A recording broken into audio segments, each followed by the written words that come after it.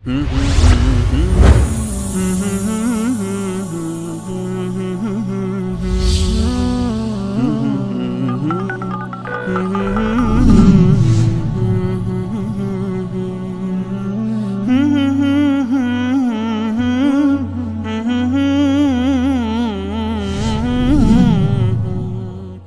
آزاد هستم از مازندران.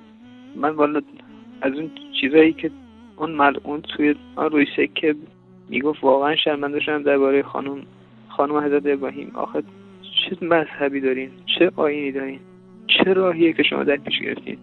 آقا چیکار می‌کنین با خودتون؟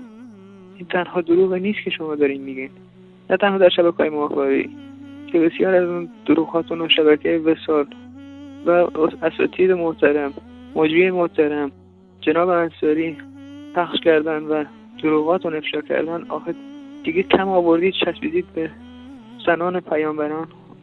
به خدا شرم هم خوب چیزیه. یه خورده وجدان، یه خورده غیرت، یه خورده مردانگی هم داشته باشید.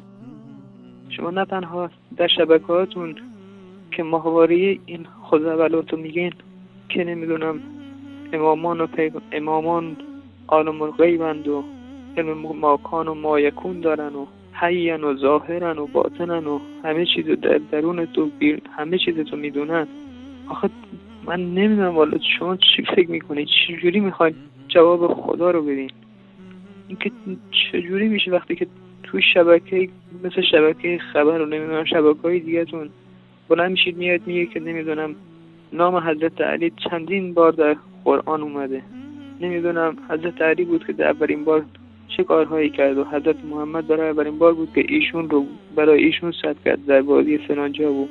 آخه من نمیدونم والا با چه زبونی به شما بگیم. یعنی چی که حضرت علی ظاهر و باطن و قادر و با یک کلام بگیم خداست دیگه؟ چون این چیزایی که شما دارید میگید ما دقیقا اینها رو برای خدا استفاده میکنیم، چون اونه که قادره، اونه که ظاهره، اونه که باطن و همه چیز انسان رو میدونه. نمیدونم، خداست که حیه، خداست که هست، خداست که رگ گردن به انسان نزدیک تره. من واقعا بغض کلامو گرفته نمیتونم چی باید اینا بگم.